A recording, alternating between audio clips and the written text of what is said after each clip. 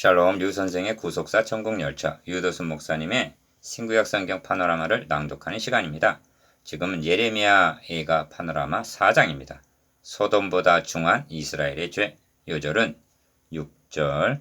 전에 소돔이 사람의 손을 대지 않고 경각간에 무너지더니 이제 전혀 내 백성의 죄가 소돔의 죄악보다 중하도다. 4장의 중심점은 선민 이스라엘의 죄가 소돔보다 더 중하다는 데 있습니다. 그리하여 여호와께서 분을 발하시며 맹렬한 노를 쏟으시며 시온의 불을 피우사 그 지대를 사르으셨도다 합니다. 11절. 그렇다면 이스라엘이 범한 죄가 무슨 죄이며 그 원인과 책임이 어디에 있는가를 볼 수 있어야만 하겠습니다. 왜냐하면 에가서를 우리에게 주신 목적이 이를 깨닫고 되풀이하지 않도록 하기 위한 우리의 경계로 기록이 되었기 때문입니다. 고린도전서 10장 11절. 그에 대한 답이 그 선지자의 죄와 제사장의 죄악을 인함이라 한 13절 말씀 속에 함의되어 있습니다. 이를 세 단원으로 나누어 상고하겠습니다. 첫째 단원 1절에서 10절. 전에는, 이제는. 둘째 단원 11절에서 16절. 선지자들과 제사장들의 죄악. 셋째 단원 17절에서 22절. 함정에 빠진 기름 부음 받은 자. 첫째 단원 1절에서 10절. 전에는, 이제는. 진술을 먹던 자가 거리에 외로우며 전에는 붉은 옷을 입고 길리운 자가 이제는 거름더미를 안았도다. 5절. 1. 첫째 단원의 중심점은 하나님께 진노를 당하기 이전의 영광스러운 처지와 진노를 당한 이후의 가련한 상태를 비교해서 보여줌에 있습니다. 전에는 존귀한 자의 몸이 7절. 이제는 그 얼굴이 숯보다 검고 그 가죽이 뼈에 붙어 막대기같이 말랐으니 합니다. 8절. 이를 요약하면 다음과 같습니다. 전에는 1절 1. 슬프다 어찌 그리 금이. 이제는 1. 빛을 잃고. 전에는 2. 정금이. 이제는 2. 변하였으며. 3. 성쇠들이 각 거리 머리에 쏟아졌는고. 2절 시온의 아들들이 보배로워 정금에 비할러니 어째 그리 토기장에 만든 질 항아리같이 여김이 되었는고. 5절 전에는 붉은 옷을 입고 길리운 자가 이제는 거름더미를 안았도다. 6절 전에 소돔이 사람의 손을 대지 않고 경각간에 무너지더니 이제 전혀 내 백성의 죄가 소돔의 죄악보다 중하도다. 7절 8절 전에는 존귀한 자의 몸이 눈보다 깨끗하고 젖보다 희며 산호보다 붉고 그 윤택감이 마강한 청옥 같더니 이제는 그 얼굴이 숯보다 검고 그 가죽이 뼈에 붙어 막대기같이 말랐으니. 5절 10절 진술을 먹던 자가 이제는 전혀 내 백성이 멸망할 때 자비한 부녀가 손으로 자기 자녀를 삶아 식물을 삼았도다. 2. 1절에서 금이 빛을 잃고 정금이 변했다 함은 시온의 아들들이 보배로워 정금에 비할로니 어찌 그리 토기장에 만든 질 항아리같이 여김이 되었는고라는 2절 말씀을 하기 위해서입니다. 즉 하나님의 백성들이 정금과 같았다는 것입니다. 그런데 빛을 잃어서는 아니 될 것이 빛을 잃고 변해서는 아니 될 것이 변했다는 것입니다. 여러분은 변해서는 아니 될 것이 무엇인지 말해줄 수가 있습니까? 기억. 정금은 변한다 해도 성도들의 믿음이 변하고 빛을 잃어서는 아니 된다는 말씀입니다. 왜냐하면 세상의 빛이 소금이기 때문입니다. 그런데 그 믿음이 변질이 되었기 때문에 정금같이 보배롭던 시온의 아들들이 토기장의 질 항아리같이 부서지고 밟히게 된 것입니다. 니은 어찌하여 믿음이 변질이 되는가? 정금은 변한다 해도 변해서는 아니 될 언약을 변질시켰기 때문입니다. 티귿 금은 빛을 잃는다 해도 복음의 빛을 잃게 해서는 아니 됩니다. 그런데 성전이 헐리어 성수의 돌이 각 거리에 쏟아졌다는 것은 복음을 변질시켰음을 말해줍니다. 3. 전혀 내 백성의 죄가 소돔의 죄악보다 중하도다 하고 6절 말씀하는데 무슨 뜻인가? 성경은 소돔이 멸망당한 죄가 음란 유다서 1장 7절 때문이라고 말씀합니다. 그런데 전혀 내 백성의 죄가 소돔의 죄악보다 중하다 하는 것은 영적으로 행음했기 때문입니다. 에가서에는 처녀 시온, 처녀 유다라는 말이 17번이나 등장합니다. 이것이 무심한 말씀이 아닙니다. 정결을 지켜야 할 그리스도의 신부이기 때문에 처녀라 하는 것입니다. 4. 하나님은 이스라엘의 남과 북을 자매로 표현하면서 언니 오홀라가 행음함으로 아수르 사람의 손에 붙였다 하는 것입니다.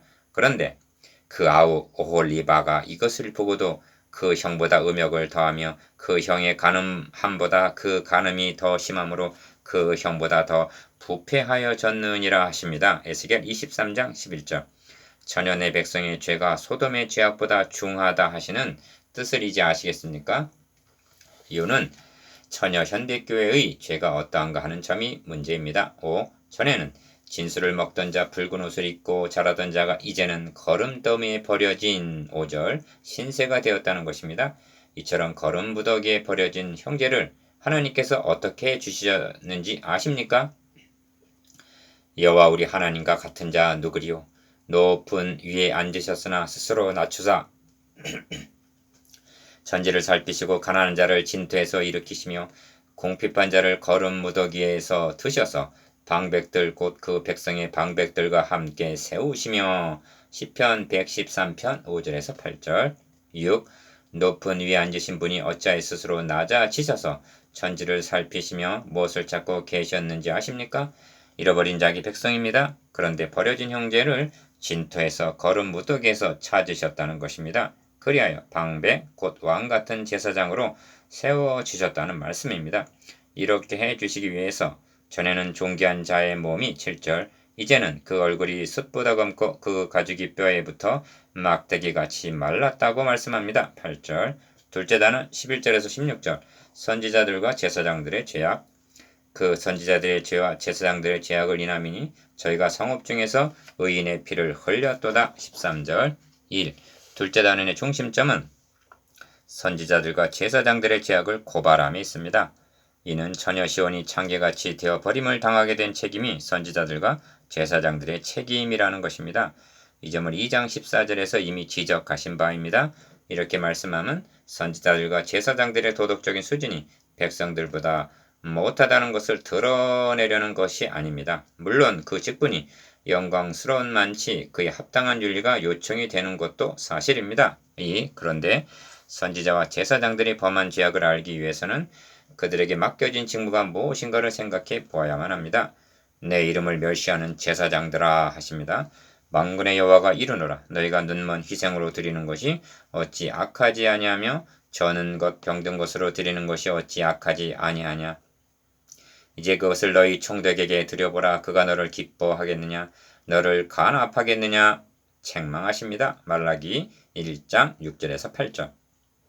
제사장들이 이렇게 했다는 것은 메시아 언약을 망각하고 그에 대한 예표로 주어진 제사를 사신 우상에게 하듯 했다는 증거입니다.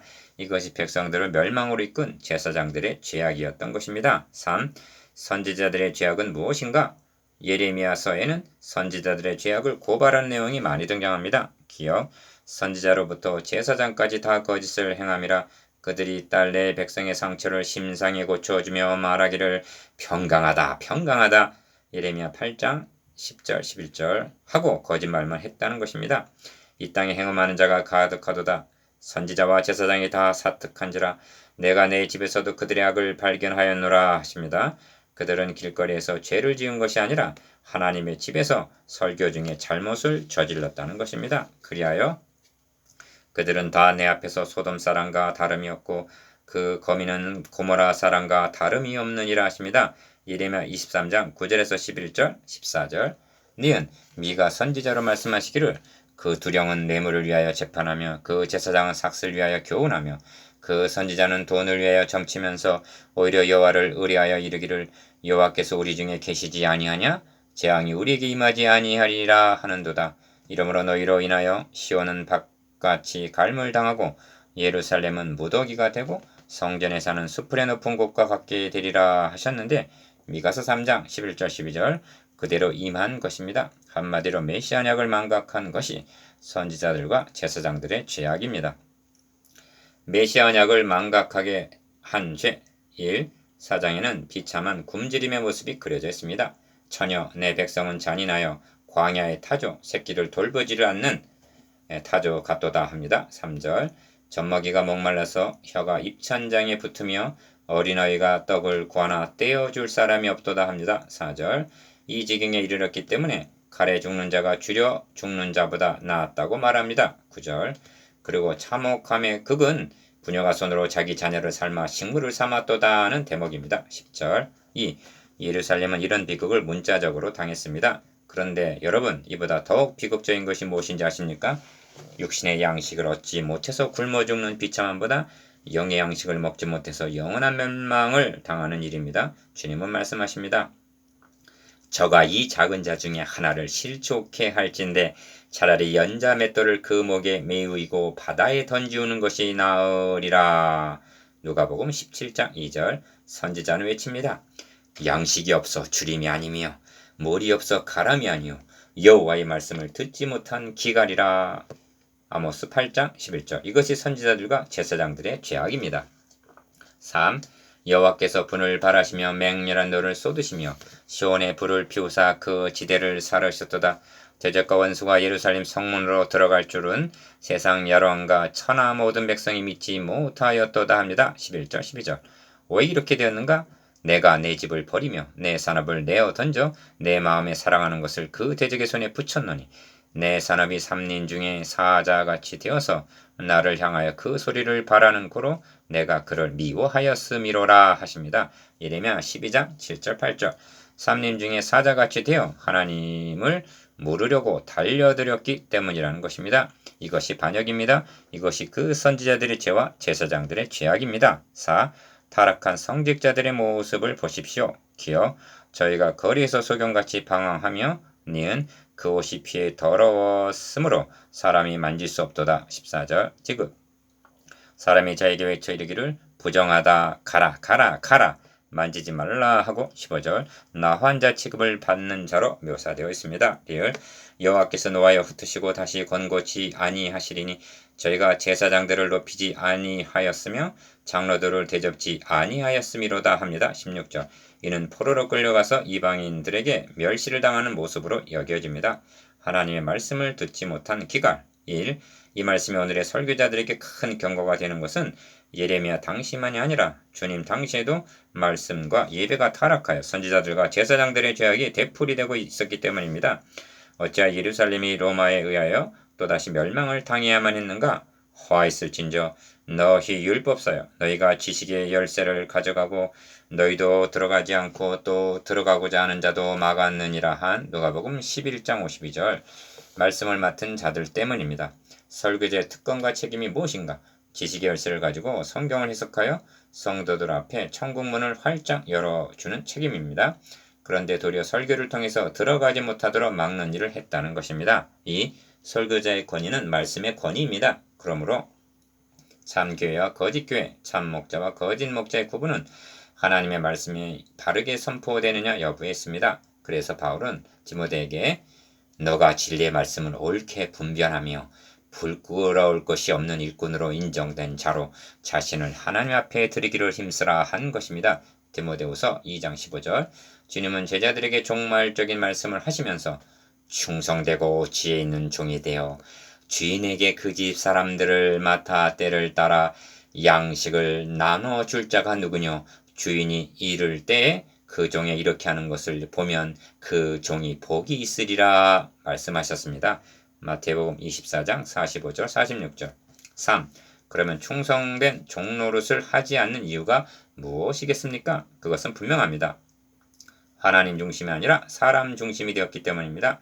사람을 좋게 하고 사람을 기쁘게 하고 사람에게 칭찬 듣고 사람에게 인정받는 성공한 목회자상을 추구하기 때문입니다. 이것이 바로 복음을 상실했다는 적신호인 것입니다.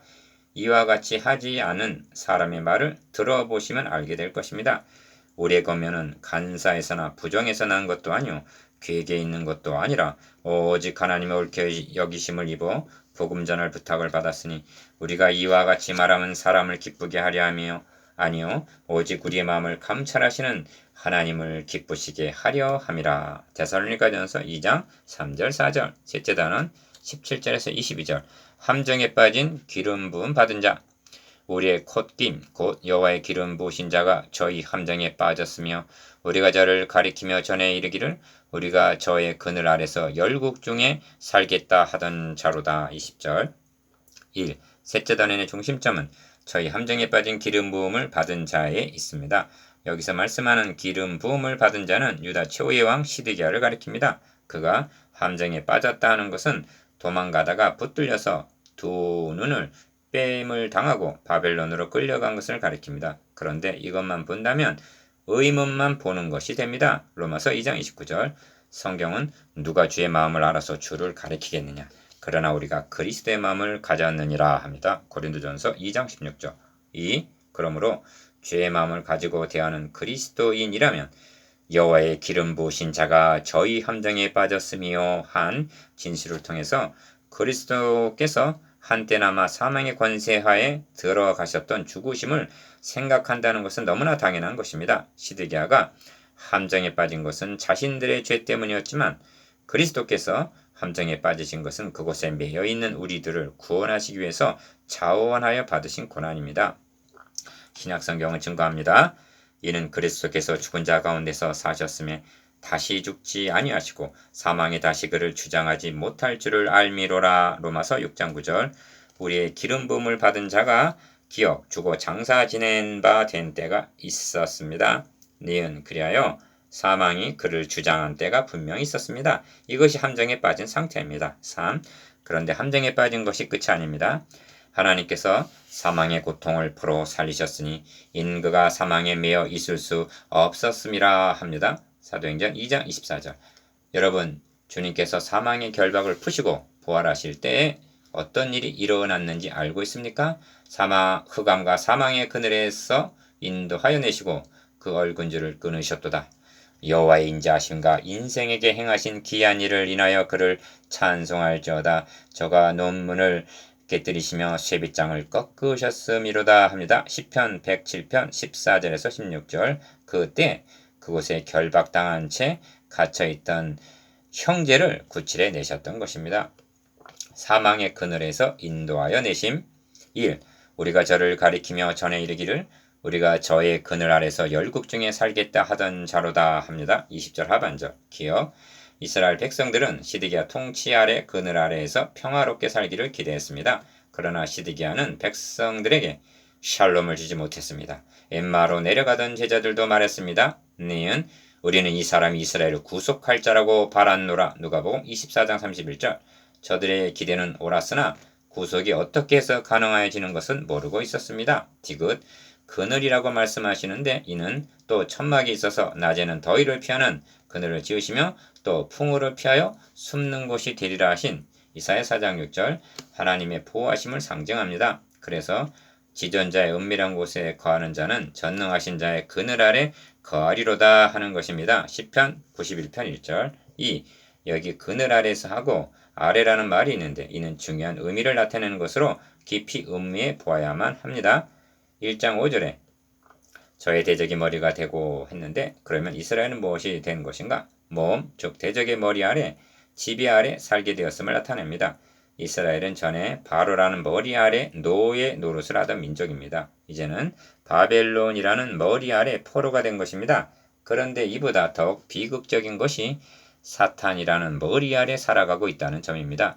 불신자들 중에도 선한 사람들이 있습니다. 그러나 그들이 심판을 받게 되는 것은 사탄의 통치하에 머물러 있기 때문입니다. 3. 그러므로 우리도 전에는 사탄의 통치하에서 죽기를 무서함으로 일생에 매여 종 노릇하던 자들임을 잊지를 말아야 합니다. 히브리서 2장 15절 그때는 율법 아래 죄 아래 심판 아래 있었습니다. 로마서 3장 19절 9절 다시 말하면 하나님께서 율법을 통하여 우리를 보신 때가 있었다는 것입니다. 그렇게 한다면 모든 사람이 심판받아야 할 죄인이라는 말씀입니다. 그런데 이제 우리들을 은혜 아래 있게 하신 것입니다. 로마서 6장 14절 이것이 저절로 된 것이 아니라 우리의 콧김 곧 여호와의 기름 부으신 자가 저희 함정에 빠지심 즉 십자가의 대속을 통해서만이 가능하여진다는 말씀입니다.